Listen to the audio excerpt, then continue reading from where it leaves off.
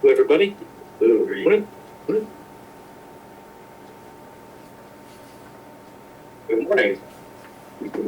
I'm Travis Maddock, and I'm the chair. I want to thank you for your interest in application and serving as a circuit judge. I'm already currently a county court judge, so if you could give us an introduction and talk to us about what you're doing, what you have done since you've been on the bench. Sure, thank you. I know most of you, obviously, some of you are new faces to me, but I am Chris Miller. I'm a county court judge in Volusia County. I've been on the bench since 2008. I was appointed by then Governor Rick Scott. Immediately, I took a civil division, practiced 4 years, and then the last 2.5, almost 3 years, I've been a criminal division, handling anything from first appearances all the way up to trial. In addition to that work, I've also been our county's administrative judge, working with 2 different chief judges to implement their policies and procedures at the business side of the court, so to speak. Been doing that for about 3.5 years. I've also served on our county canvassing board, helping with local elections as an alternate, but also taking part in those, including this election cycle. I'm also a teacher of other judges at county conference during the summer. I'm on the board, currently leadership, but also in faculty trained other judges at our summer, various issues in the law, case management techniques, things like that, in both criminal and civil.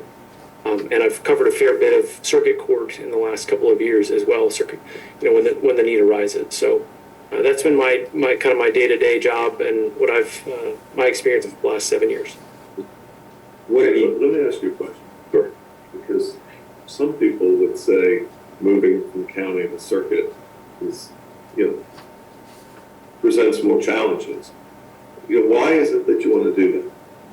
Well, you kind of hit the nail on the head, the challenge of it. I'm looking forward to that new challenge. I've kind of done everything you can do in county court to this point. As I said, both county, civil and criminal, done administrative work, canvassing. I've taught other judges. And I think those experiences have really prepared me well to be an efficient and effective circuit court judge. And I love my job. I love my colleagues. I think we have probably one of the best county benches. No slight in the circuit bench, but I really love my colleagues, and I love the attorneys that appear in front of me. We have a great county bench, and so I'd be very happy and content to practice there. But there's an additional challenge in circuit court. I just don't think you get in county court. You start to deal with thornier issues. You deal with family law, with children, with divorce issues. You deal with probate matters that can be quite complicated.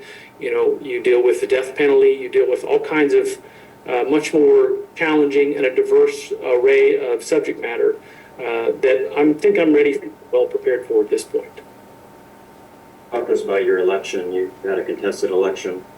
I did. That was quite an experience. In 2019, I drew a challenger and then immediately launched into campaign mode.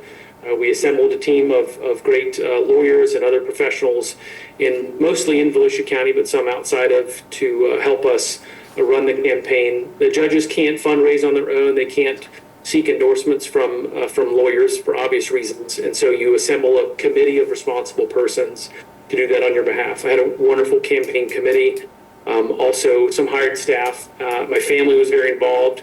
For probably the first 12 months of the campaign, starting in May 2019 until after qualifying in 2020. It was going to a lot of parades, ribbon cuttings, meet and greets, eggs and issues for the Daytona Chamber, getting out there and meeting with interested, folks who have a vested interest in our judiciary. And then the last 3 months, going to parades, 4th of July parades, other things, and getting out there, plus early voting, manning tents at each early voting location.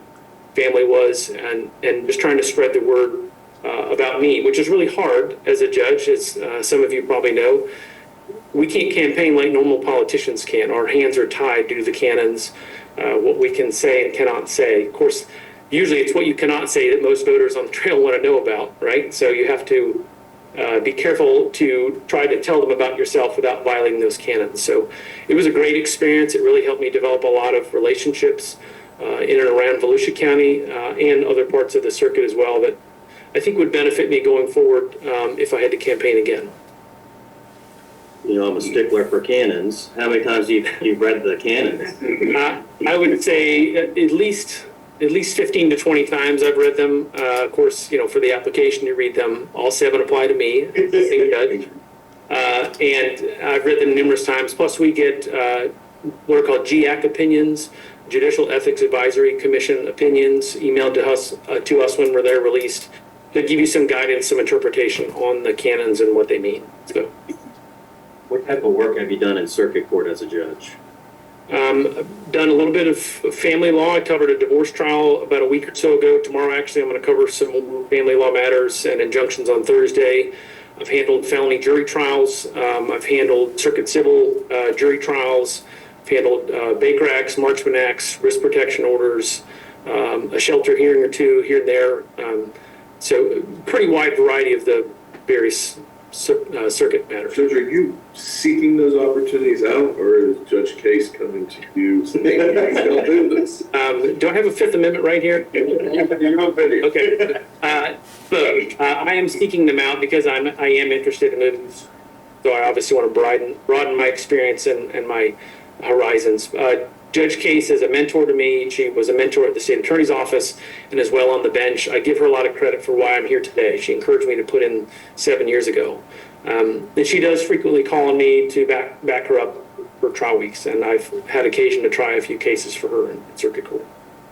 What was your involvement in the look-see that Paul Renner had about Jacksonville and St. Johns County? About circuit consolidation? Yeah. I didn't really have any direct involvement in that, other than, all of us behind the scenes talking about, well, what impact would this have, and trying to game that. Judge Kelly was on the committee that studied that.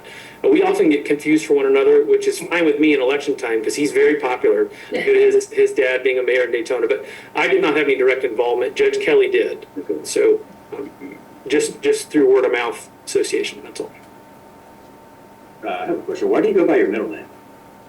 Well, my dad's Arthur, and I've just always grown up going by Chris. I think probably to distinguish me from my father. And it's just been a nickname I've had since I was young, and it's stuck with me. So,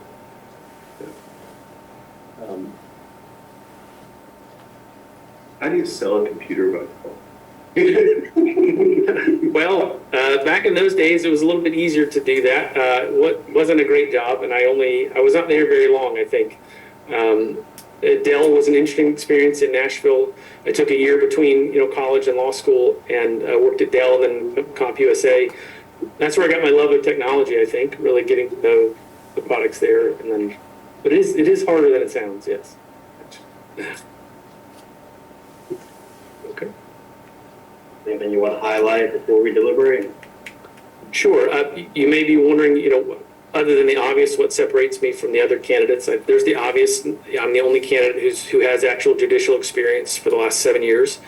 I've tried, dozens of cases, trials, had hundreds, if not thousands, of hearing matters. I know how to run a courtroom.